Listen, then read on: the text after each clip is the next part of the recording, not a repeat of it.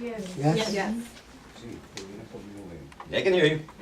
My apologies for not being there in person. As a matter of fact, I just checked the flight that I was supposed to take, and the flight landed 5 minutes ago.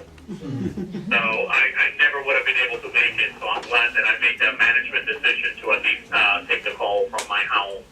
But first, I would like to thank Tony for your leadership at El Pueblo Inc. and his staff for being so supportive of our efforts.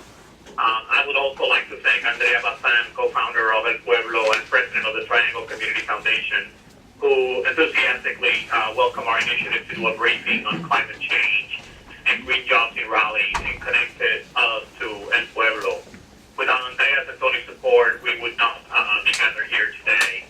And I'm very familiar with Raleigh. As a matter of fact, when I worked at American Airlines, I did several visits to the Raleigh-Durham area because we certainly had some operations that, locally there in Raleigh. So I'm really sad that I'm missing some good crab cake.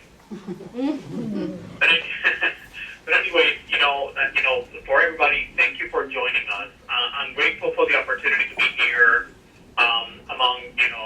or for me to be here in my house. Unfortunately, you guys have food. I don't have anything in front of me. Such a diverse and distinguished group of leaders that have gathered here today. Now, please allow me to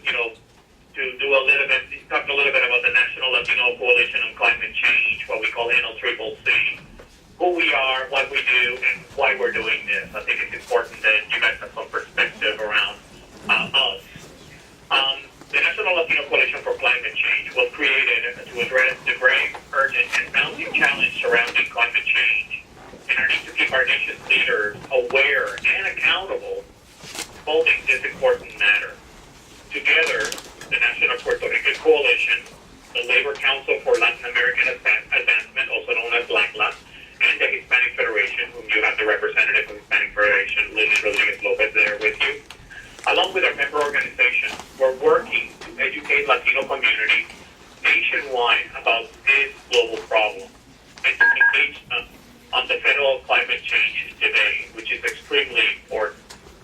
After all of this healthcare reform, the next important legislation that's going to be happening in Congress, which is happening as we speak, is the energy bill. So we want to make sure that we are players, the Latino community are players, and that we insert ourselves into this very important legislation.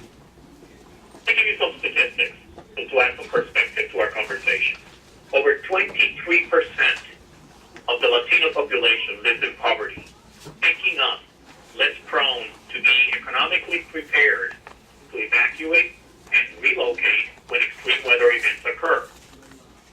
Although Latino households earn less and consume less,